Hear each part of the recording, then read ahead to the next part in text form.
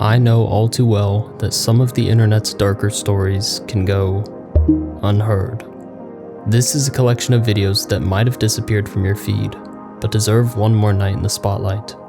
So sit back, relax, and feel free to skip around to any of these timestamps, because this is 1 hour of internet oddities.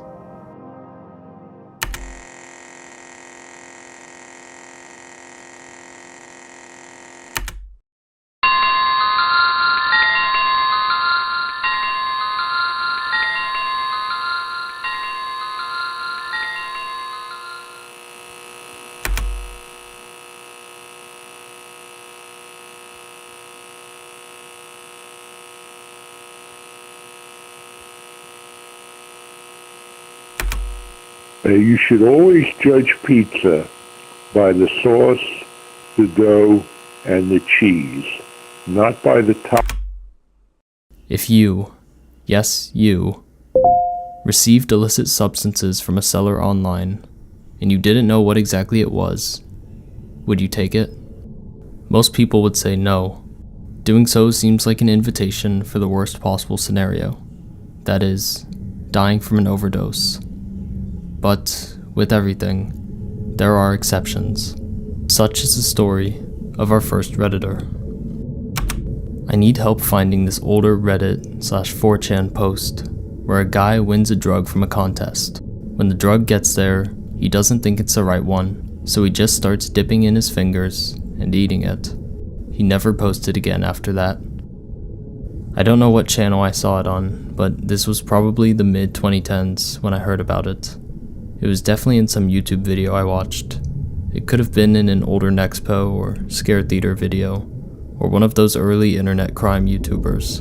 I think OP might have described the powder as brown, but I don't know. In the thread, a lot of people were telling him to stop, and that it wasn't a good idea to eat it, but he was being very dismissive about how dangerous this was.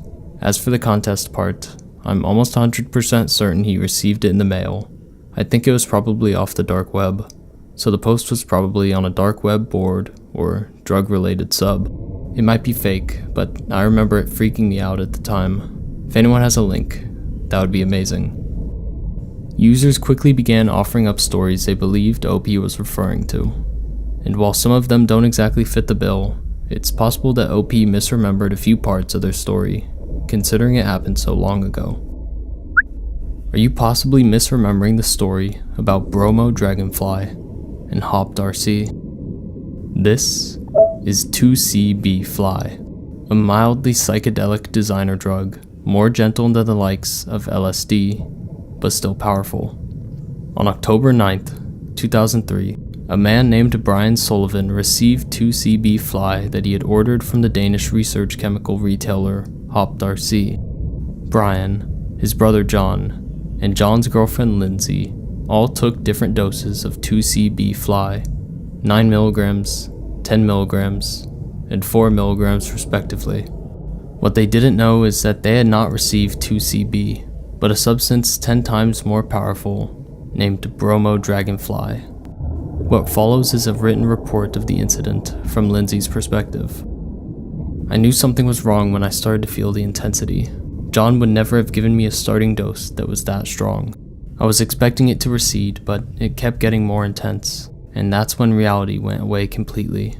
I was in my room, walking back and forth from the bed to the bathroom. John would check on me, but I couldn't handle human contact, and he said Brian was having a rough time, so I sent him away. Light was way too intense for me, and so was closing my eyes. I just wanted it to be over. I almost asked to be taken to the hospital, but I figured that it was just going to pass. It didn't.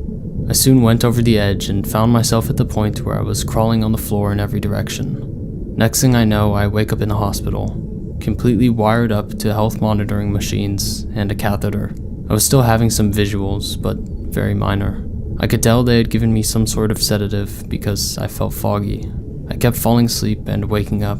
In one of my waking moments, a nurse had told me that John was being difficult, but she didn't mention Brian. Then I overheard the nurses and a police officer talking. It was about 3 people. One of them had died. I was hoping it was not about me, John, and Brian. It was only hours later that I found out that it was. Brian began having health complications 2 hours after ingesting the proposed 2CB. 3.5 hours after ingestion, Brian began experiencing seizures, strokes, or possibly a heart attack, and died 30 minutes later. 6 days prior, halfway across the globe, the owner of Hopped RC, whom Brian had ordered his psychedelics from, also dies from ingesting 18 milligrams of his own 2CB. His friend described the trip, saying, "It was like being dragged to hell and back, many times. It was the most evil thing I had ever tried. It lasted an eternity."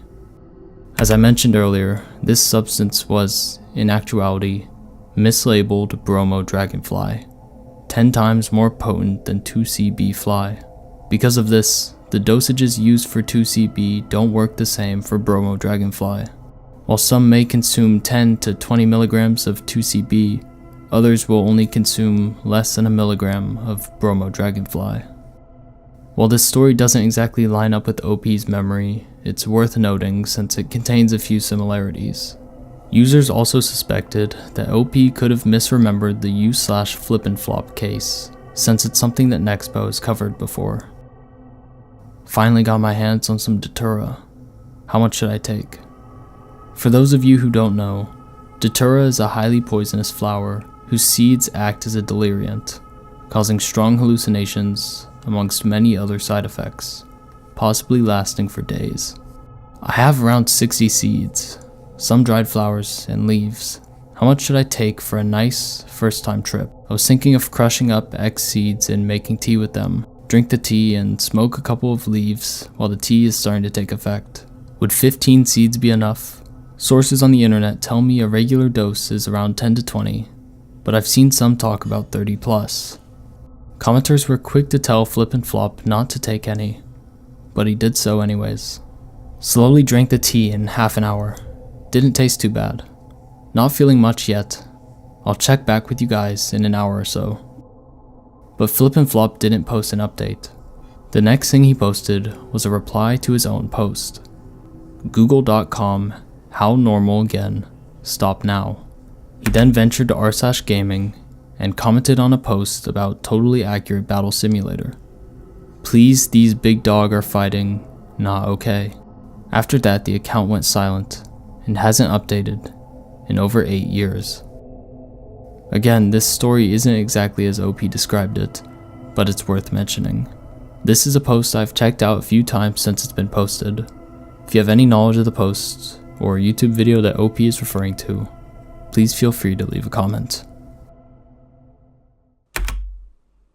Terrifying film found at a thrift store. Found this film photo at my thrift store inside an old Kodak carousel box. The image attached to the post is something I probably can't show on YouTube. Half of the picture is taken up by a bed, while the other half contains a naked body lying in a pool of blood between the bed and the wall. The photo is dark, so all you can make out is the victim's torso, their right arm laying over their chest, and the right leg which is crossed over them, like they're trying to lay on their side, but their back is still pressed against the floor. This is a definite call the cops situation. Feels like a serial killer trophy. What in the This looks too ugly to be staged. I'm going to need you to go to the cops with this one and update us later. Bring the whole carousel. Users unanimously agreed that OP should reach out to the police, as this photo was most likely real. According to OP, he grabbed the photo and went outside to call the non-emergency line. After an officer arrived, OP showed them the photo and led them inside the thrift shop to where the carousel was. It's worth noting that the film, 35mm, didn't fit inside the carousel and was simply left in the middle of the box. When I felt the film, it didn't feel old or new. It's hard to describe, but it didn't feel like it would break if I bent it. I didn't smell it, but yes, it was sticky, as in it would stay on my index finger after pressing on it. One of the last significant updates from OP contains a backlit photo of the film. There is some sort of black sack, some sort of trash bag or pillowcase in the corner of the room, but it's difficult to tell if the person's head is inside that sack or if their head is craned back against the bed. After that, OP stopped posting and has been silent since December of last year. Also, when ordering pizza, especially for delivery or pickup, it is not a bad idea to order it well done, as most places have a tendency to undercook. I received what seems like a coded message from a blocked caller on my voicemail. Yesterday I received a message sent to my voicemail from a blocked number. I do not talk to any old men or have any in my family. Any ideas on what this means? I recently changed my phone number, but this is weird, because where I bartend, we sell pizzas. Do I listen to too much true crime, or is this weird? You should always judge pizza by the sauce, the dough, and the cheese, not by the toppings on it.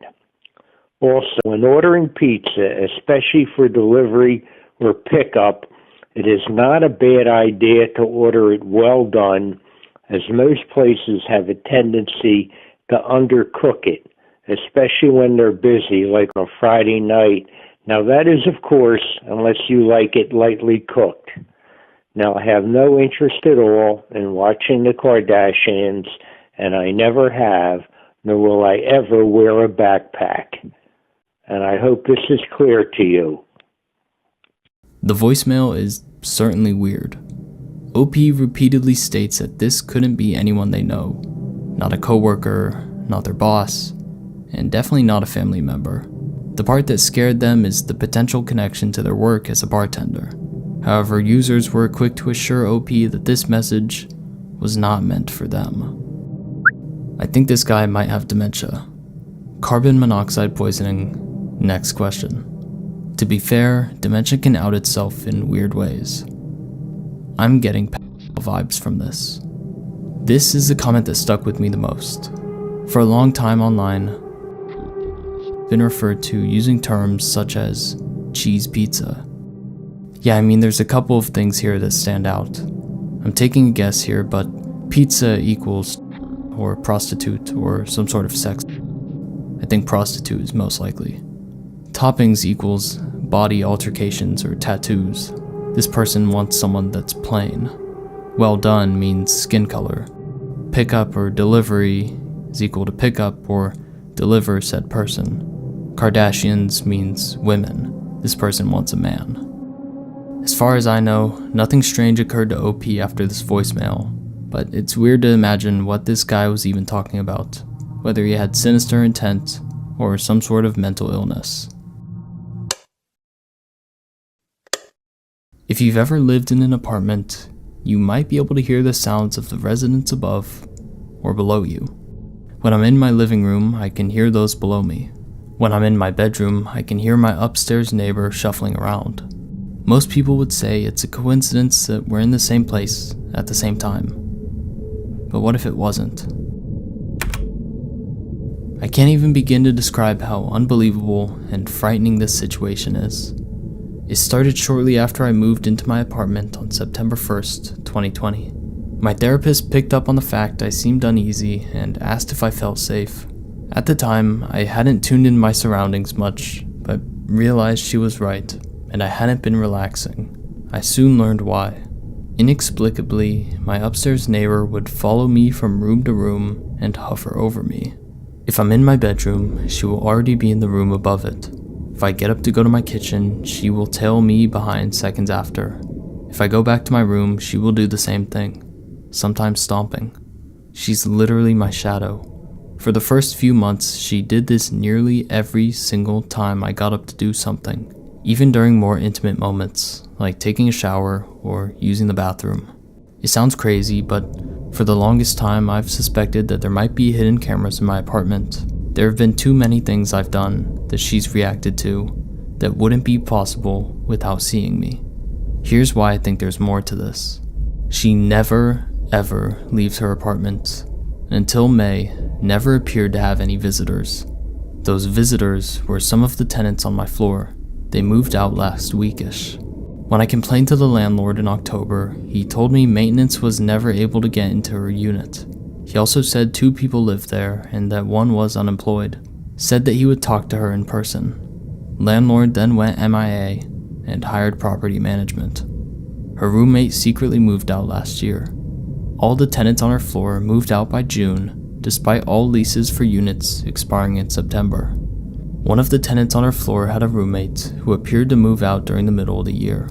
Someone left a bottle of bleach square on my doormat, possibly having racist connotations. I expect she might have done it. I cannot hear the tenants below me, and I could barely hear those next to me before they moved out. This has caused me a significant amount of fear and exacerbated my medical issues. I've lost months of work and have spent nearly a quarter of my lease living with friends. I live very much in fear this person could harm me, as they're fixated on me 24/7 and never ever leave their apartment. OP also mentions that they have been tested for psychological issues and attaches a 10-minute video of proof that this is all real.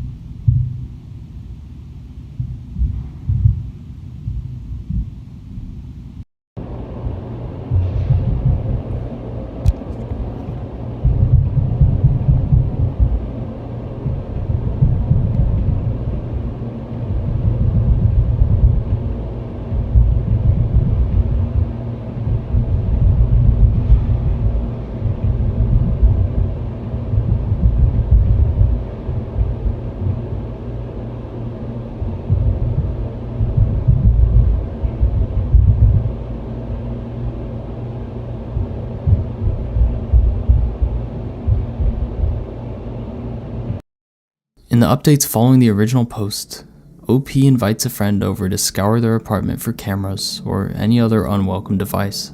However, they found nothing, and OP eventually disappeared from the face of the internet. So we're left wondering, what's the deal with the person in the upstairs apartment? Losing a friend or a loved one is difficult. I've read numerous accounts of those going through hard times turning to denial, in the hopes that maybe it was all in your head, and that you'll wake up the next day and be reunited with the person you lost. Such is the story of one user on RBI. However, they have reason to believe that their friend might still be alive. Almost 2 years ago, I realized that my friend, who passed away, has been reading my Snapchat messages since his death. I also realized today that there's absolutely no information online about his death. I'd like to preface this by saying that this is obviously a really sensitive subject for me. I also more recently had a partner tragically die, and ever since then, I keep just wishing one day that I will wake up and it will be a falsity, or that I get the news that he faked his death. That might sound weird, but I have a hard time with grief. Anyways, in April 2020, my close friend passed away. He was a very private person, an outcast. He was quiet, and I never even learned his last name. But he was a great person nonetheless, and we shared a lot of amazing moments together. The story, as far as I know, is that he borrowed his brother's car to go to the store without telling him. His brother didn't take that well, and shot and killed my friend upon his arrival back home. I know his family had a pattern of abusing him severely, so it doesn't necessarily surprise me that his brother would do such an awful thing. Since his death, I've messaged him on Snapchat to tell him I hope he knew he was loved. Tell him about my life now. Tell him about how I was really sorry for what happened. The messages always stayed on deliver until recently. This last May, they were opened. I just noticed that today. I was in shock. I thought that maybe someone had gotten a hold of his phone, but his family treated him so poorly and really didn't seem to care much for him, so it seems weird that they'd have known his login information. His Snap score has also gone up since his death. This inspired me to spend hours and hours searching online today for obituaries, news stories, anything I could find online about brother murdering brother during that time, but I couldn't find a single thing. We only have one mutual friend, and he doesn't have any suspicion about anything. I think he may take offense if I bring it up. Honestly, he is probably gone, and I don't want to drag anyone else into this because they'll never forgive me for planting this seed in their head, as I have done to myself. In the comments, OP goes on to explain how they were only informed of their friend's death through that mutual friend, and that they never once heard about a funeral being held. A few commenters found it strange that OP never knew his friend's last name, that he was possibly catfished by someone pretending to be someone else, who then simply stopped all contact with OP and faked their death as an excuse. In a later update, OP reached out to their mutual friend to explain the Snapchat messages opening. However, upon hearing this, their friend said that he had bad service and hung up immediately, never calling back. OP's advised to do a quick search of their friend's Snapchat username, but says that all accounts related to the username have been deleted or banned. In OP's final edit, he says he found his friend's last name, used that to find his address, and was led to a news report detailing the incident. And we first learned about this shooting right around 2 o'clock this morning. If I pop out of the way, you can see that they still have a block portion of Agave Road taped off here. Photographer Mark... OP's friend is really dead, but I'm still hung up on the Snapchat account and the mutual friend's strange behavior. Snap score increases when someone sends or receives snaps, and it's clear that someone was using OP's dead friend's account. But who?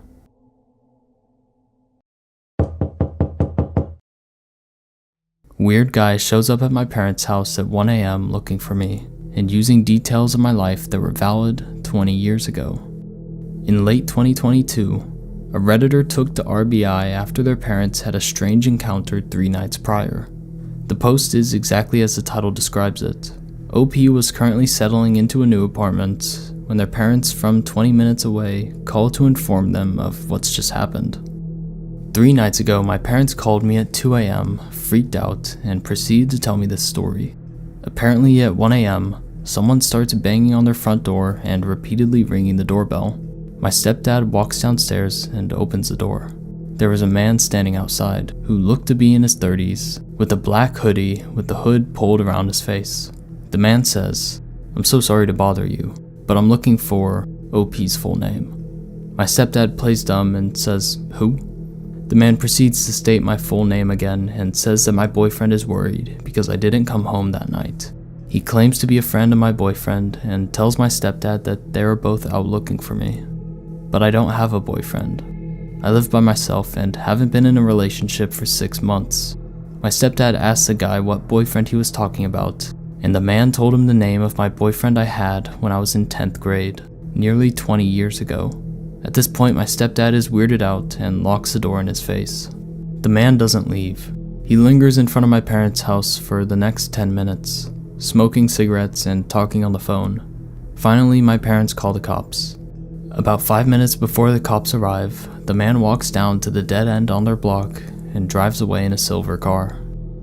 Following this incident, OP reached out to their 10th grade boyfriend to explain the situation. However, he claims he has no part in it, and that he currently has a girlfriend and doesn't know who the hooded man is. OP admits that it's been a long time since they spoke, and her ex could simply be lying. Commenters offered up a few theories for what they thought happened. If OP's parents had lived in the same house all this time, then it could have been one of OP's classmates from 10th grade who happened to know where she used to live. When I was a teen, I briefly got mixed up with the wrong crowd. If my parents told me this story, I would immediately assume that someone I knew in high school was casing houses in the neighborhood, or even purposefully targeting my parents' house because they already knew the layout, and rung the doorbell to see if anyone was home, and they just made up a lie because they were caught. Other theories include the man being under the influence or mentally ill. though that doesn't exactly explain why or how he knows so much about OP's past. My stepdad was super confident that he was not high or drunk.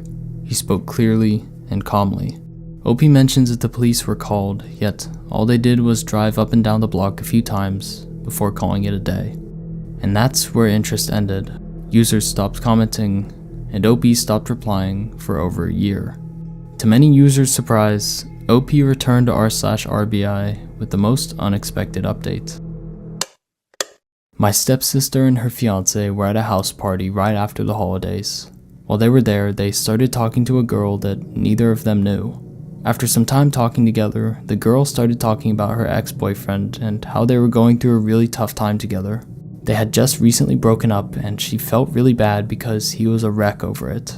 Somehow it came up that this girl's ex-boyfriend was my 10th grade boyfriend. The whole situation wasn't that big of a coincidence since I went to high school with my stepsister's fiance and we have a lot of mutual friends. So it makes sense that they were at a party that would include some people I went to high school with.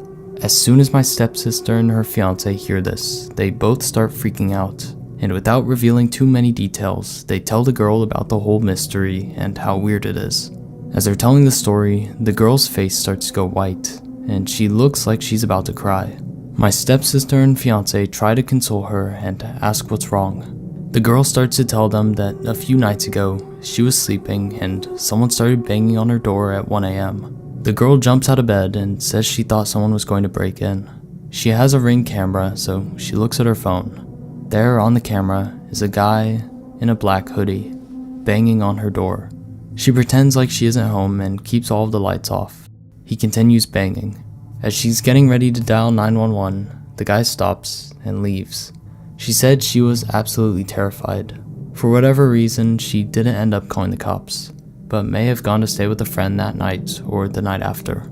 My stepsister and fiance are shocked by the details and how similar it is to my story, especially because of the mutual ex-boyfriend we share. Except this girl literally just broke things off with him. They asked the girl if she has any idea who this guy is, and she said no, but that is definitely not the ex-boyfriend. She said the guy was much taller and heavier than our shared mutual ex. This mystery is still unsolved, and these new details honestly just make my head spin even more. No one else has shown up to my parents' door since the actual incident a year ago. There are a few ways we can interpret this. Since the original post, users have suggested that the ex-boyfriend is cynical, the type to try and seek revenge against his exes by sending someone out to harass them. OP states that their boyfriend was into drugs and is possibly still an addict, that their boyfriend knew where they lived, and that they had a horrific breakup that led to severe bullying. OP seems on board with the idea that their ex is trying to seek revenge, and says they will try to get in contact with the girl from the party. However, they go silent on the matter after this final comment. Looking through the rest of OP's posting and commenting history, they frequent subreddits such as r/meth, r/psychosis, r/opiate recovery, and more, leading some to believe that this whole thing was just a bad trip experienced by OP. But believe what you want to believe.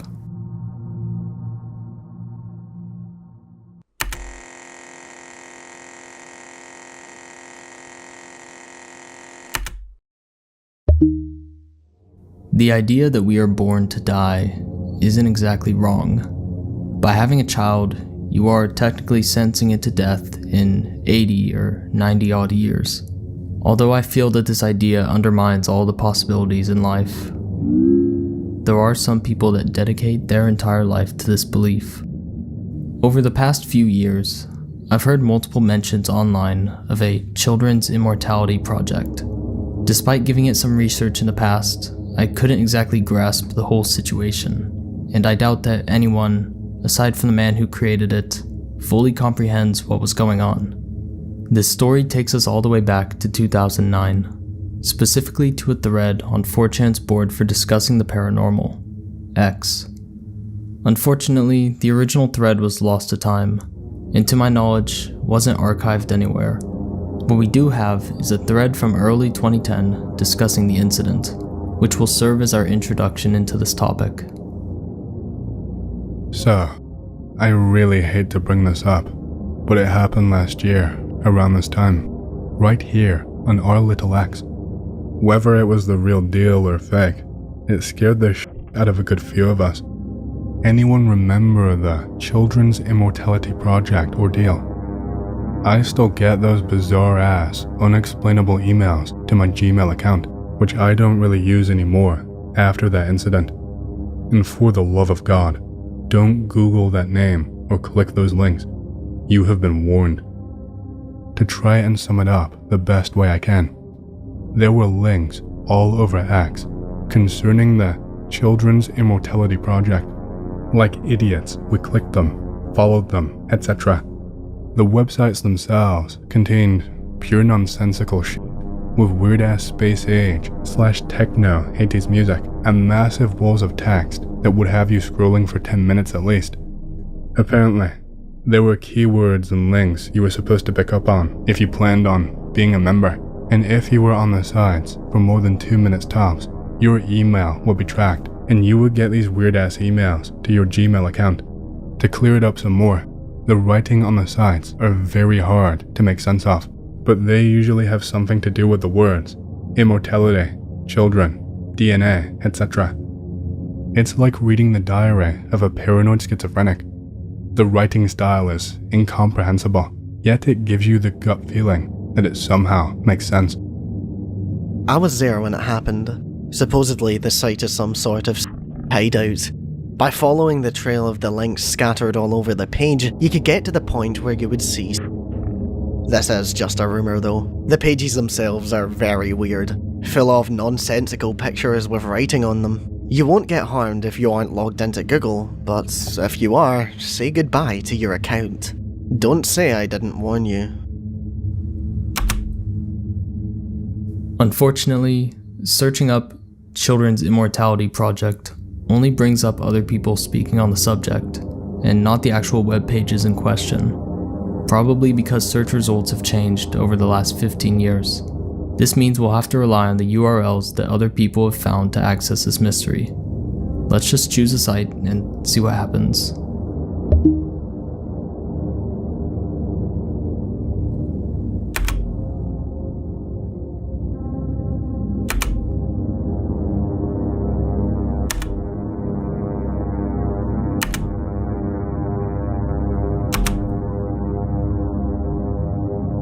Everything you just witnessed came from a single website, and it seems like there are over 1,000 of these. All were being updated on a monthly basis, and linking back to whatever the Children's Immortality Project is. Each site contains hundreds of links to other websites, which link on and on and on, like a giant web of URLs that connect back to each other. Some of them have quite normal names, such as universityoftheinternet.com or takingoverinternetsearch.com, while others are a bit more obscure, like titaniumrings.server or google.com.continues to fuck with children's immortality, delaying it, how to tell children they have been created to be killed.com. Who the fuck would register a domain like this? Makes no sense. Let's take a step back for a moment. If we want to understand what's going on here, then we actually have to extract some information from these websites. I found that a few of these websites are more coherent than others, namely a few I just mentioned, along with Jesus is taking over the internet to create your immortality.com, which looks like this.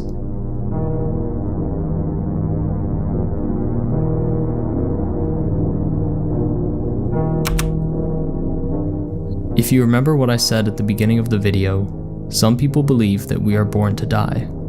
By having a child, you are creating something that will one day die. That is the purpose of these websites.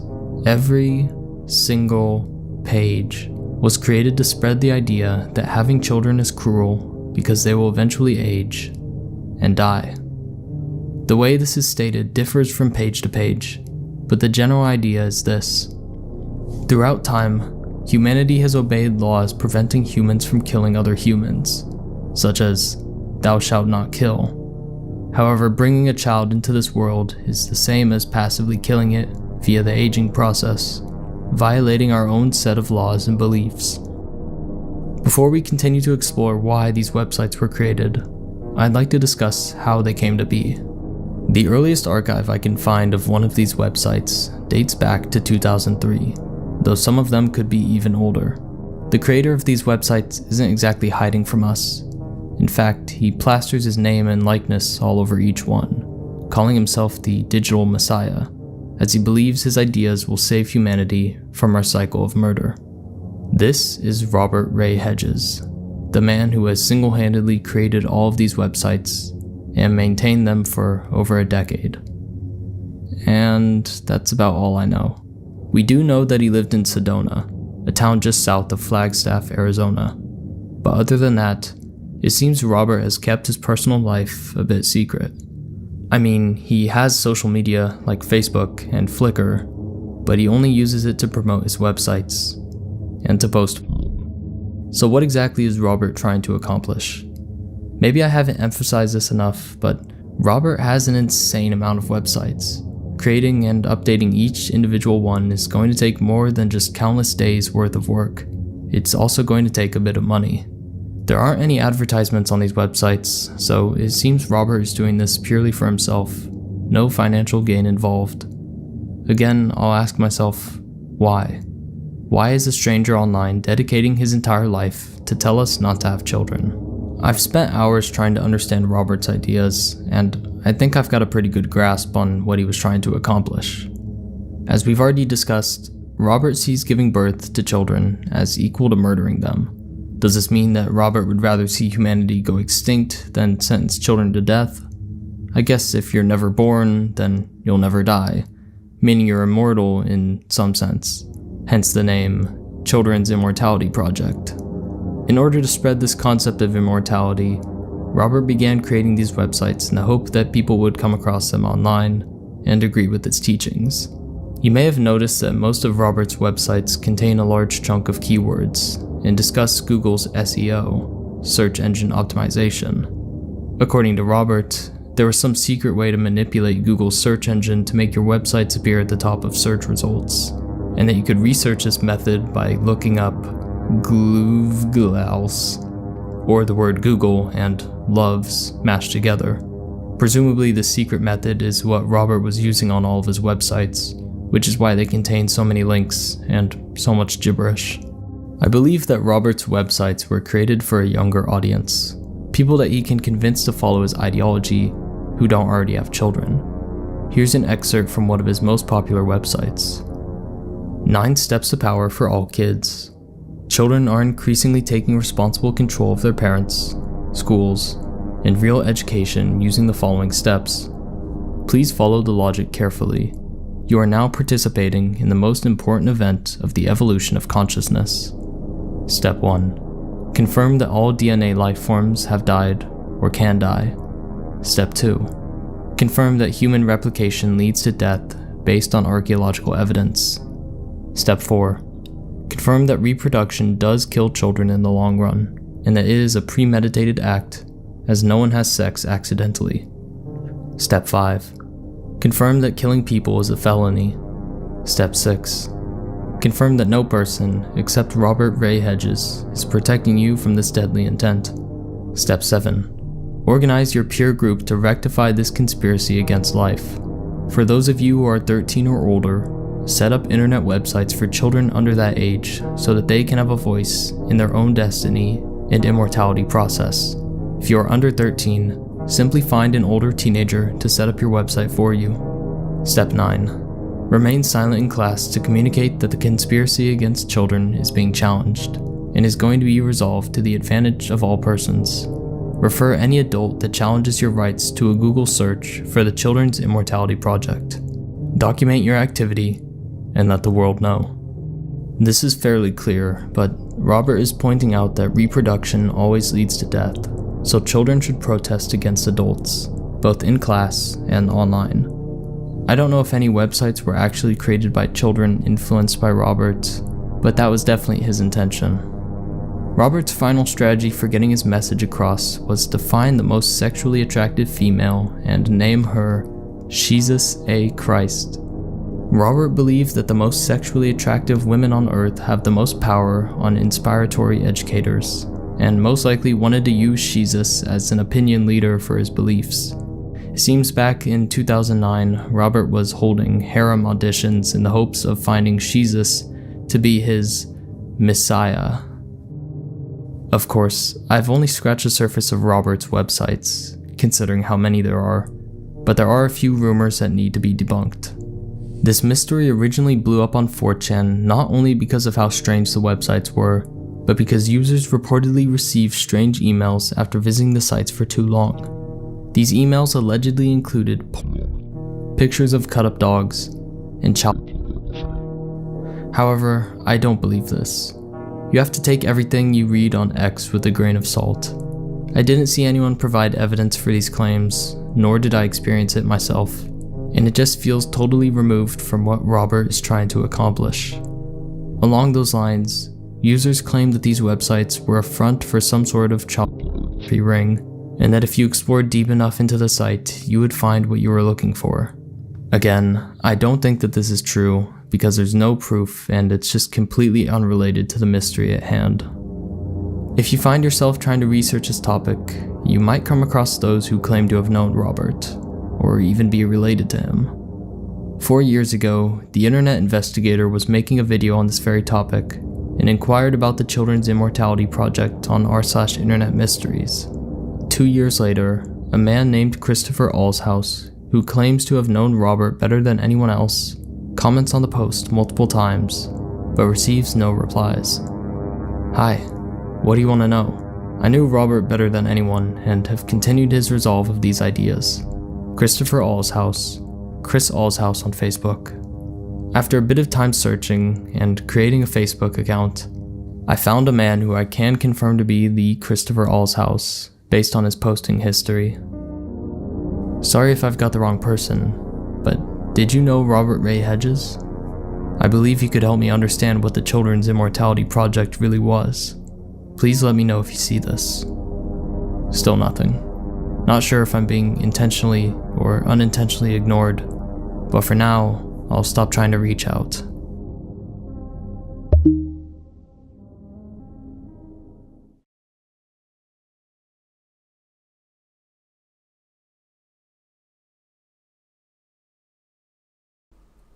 He is a leader of a child immortality cult in Sedona, Arizona. I'm not 100% sure, but it was connected to this guy named Robert Ray Hedges or whatever. Yeah, Robert Ray Hedges. Unfortunately, Ray has been dead. Ray died. Very sad, but hopefully we can figure out if... The last thing I want to mention is an interview available on YouTube with a friend of Robert's. The podcast's host, who was interested in Robert's websites back when they started to gain traction, mentioned that Robert died around 2018, hence why most of his websites are no longer accessible. The reason why I wanted to get in contact with you was about this Robert Ray Hedges guy. Yeah, well, I've heard some rumors that people thought that he was some sort of AI robot or something like that. Yeah. But I can tell you for certain, Robert was a real man, and all of that content, all of those tens of thousands of web pages, he created himself. And that was just him, just by himself. Just him. So he had a lot of time.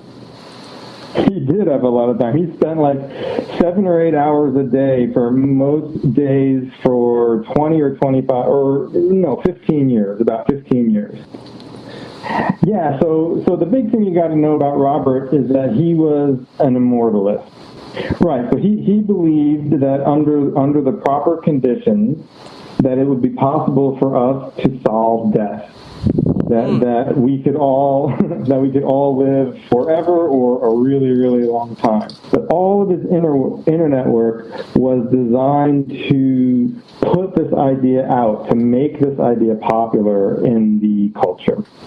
So that's what the whole point was with posting 25,000 bizarro child immortality posts. But we also thought that it might have I hate saying this, but we also thought it might have been like some sort of like trafficking thing because it was so bizarre. Oh my God. I know, how horrible. It's just, it was so weird, right? You had to really want to understand what he was talking about. I'll never forget, I used to hang out with him in the cafes. And every single person who would walk by him, he would make a comment. To be honest with you, this was never much of a mystery. Robert Ray Hedges spent most of his days creating these websites to spread his ideas of immortality, and while they are strange, they aren't sinister. I think 4chan blew this one out of proportion when it came to the email rumor, but I still enjoyed searching through Robert's old websites. I'm not saying this to be mean or anything, but I'm sure that Robert was, in some sense, mentally unwell, which is why his websites and ideas come off as crazy, even to me. It's too bad that only fragments of his websites are available through archives, but that's the way the cookie crumbles sometimes. Nevertheless, I think this case is closed unless we ever get more information from those who knew Robert.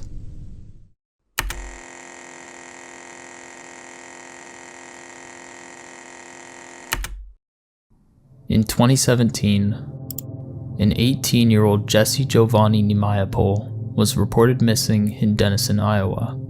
At the time, this was labeled as an involuntary disappearance, a situation in which someone goes missing against their will. But looking back on it now, this doesn't seem to be the case. What struck people as strange about the reports on Jesse Neimapol were the increasing amount of nicknames and aliases given to him after his disappearance. With this, internet detectives soon figured out that this man had spread his influence far across the web, and that Jesse was no one close to who we first believed he was. While searching for video topics, I stumbled upon this post in the ever-reliable Unsolved Mysteries subreddit. Strange missing person listing plus internet rabbit hole, Jesse Neimapol. The post basically reiterates my prior statement. I was browsing the excellent Iowa Cold Cases site, as one does, when this one caught my eye. Jesse Giovanni Neimapol was last seen on July 14th, 2017 in Denison, Iowa. He was 18 at the time. No other circumstances for his disappearance are given. This post links us to two sources: the Iowa Cold Cases website, a non-profit organization, and NamUs, an official government resource center for missing persons. As OP says, both sites contain an extensive list of aliases for Jesse. Needless to say, this is out of the ordinary, especially for a man whom we know absolutely nothing else about, except his age and what he looks like. Looking into any one of these names brings up interesting results. Daryl Jamal Brown was a man who died a year prior to Jesse's disappearance. In that same year, a man named Reynaldo Colon was arrested for stealing a customer's credit card, and Juan Carlos Simay Nimaya results in some strange and possibly unrelated Facebook pages. However, looking up addicts now Giovanni Neimapol results in a most interesting YouTube channel, with a picture of a young boy in his underwear as the profile picture.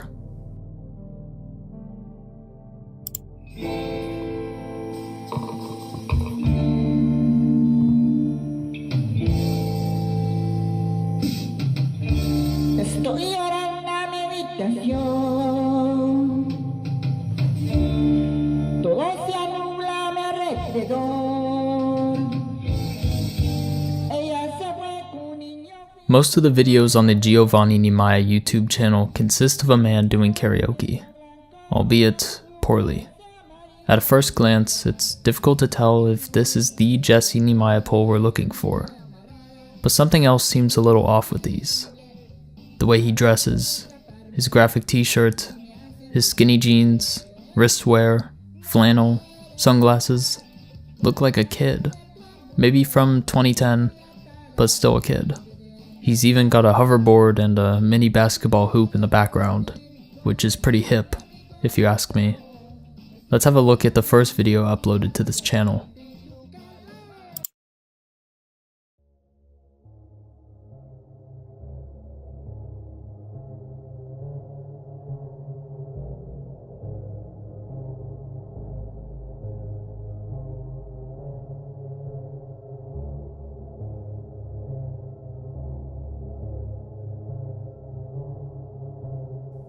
this is not at all like the karaoke videos. It's clear now that the owner of this channel is Jesse Neimapol. Hell, this picture looks as if it was taken at the exact same time as his missing photo.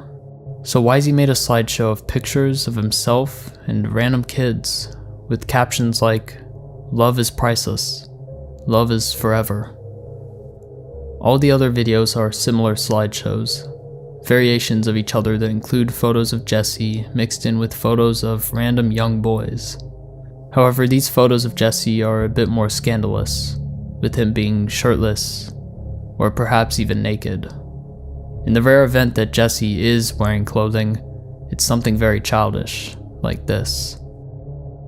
All this aside, I'm still hung up on Jesse Neimapol's involuntary disappearance. This channel was created on January 14th, 2017, continued to post until February 5th, and just a few months later, Jesse went missing. Did this channel and obsession play a role in his disappearance? It's hard to say, because a Jesse Neimapol was never found, and there's little to no information on who he is. Over 6 months after Jesse's involuntary disappearance, an Instagram account was created under his name and using his face, with the bio, "I am a child model, singer, and dancer," which is strange because Jesse Neimapol is none of those things. A similar instance of Jesse appearing online after his disappearance came shortly afterward. Just like the Instagram account, this Twitter account features Jesse with the same biography added onto the fact that he is 13 years old. To get a better understanding of what we're working with, let's look at some of the posts.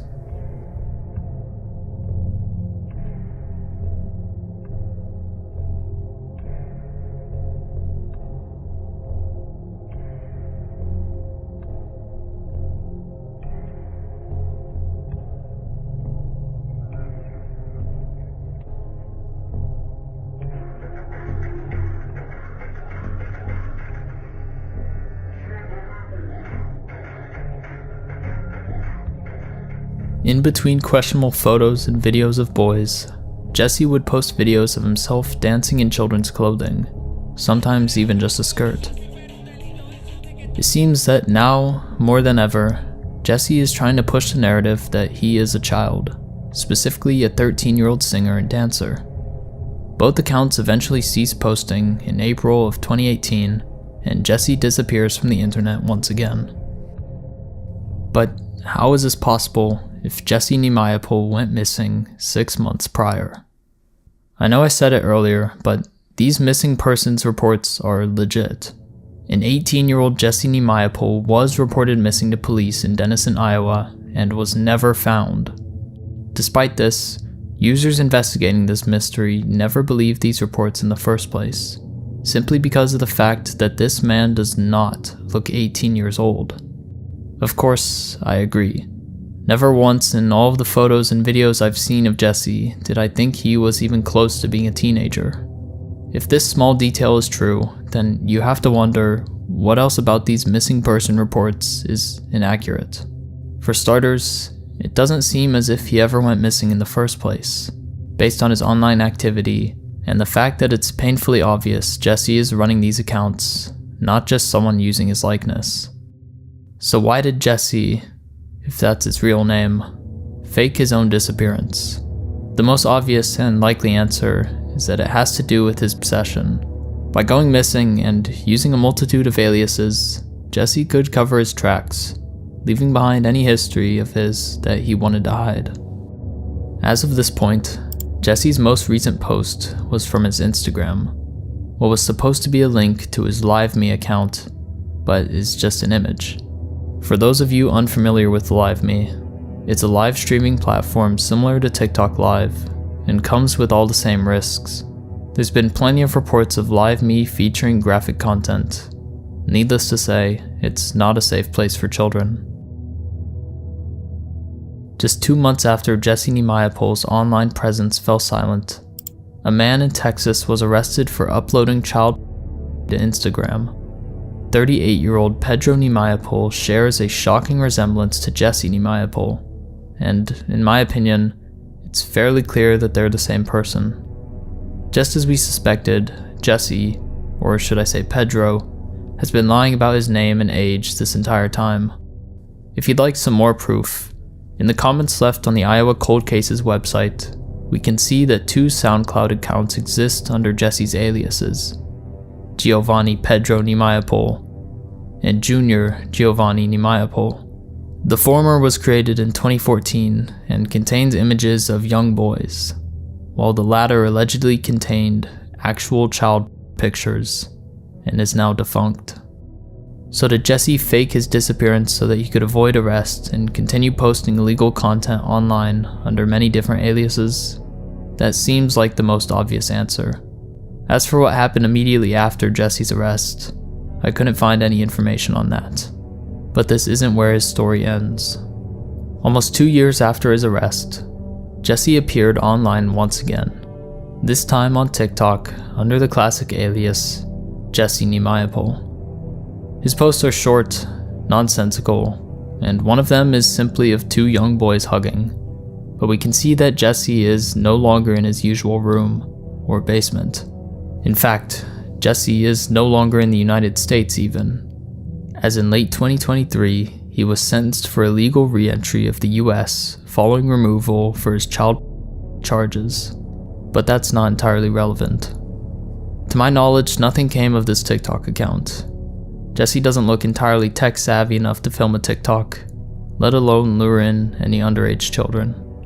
As far as I know, the most recent imprint that Jesse Neimapol has left on the internet is a YouTube account created in 2023. The channel consists of 62 videos, similar to the slideshows and the karaoke videos we've seen from Jesse thus far. However, all of them are filmed in his house outside the US. He seems to be up to his old shenanigans again, as if nothing ever happened.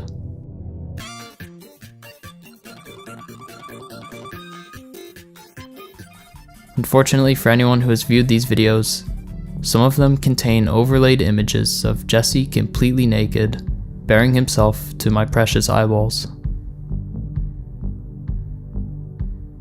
By the time you're watching this, I've already reported all of Jesse's content in the hopes that they'll be taken down. But the fact that Jesse's been doing this since maybe even 2014, and so much of his content remains on the internet, shows that these things can fly under the radar. I assume that Jesse's main goal was to lure in children with these videos, as he often pretends about being a young boy.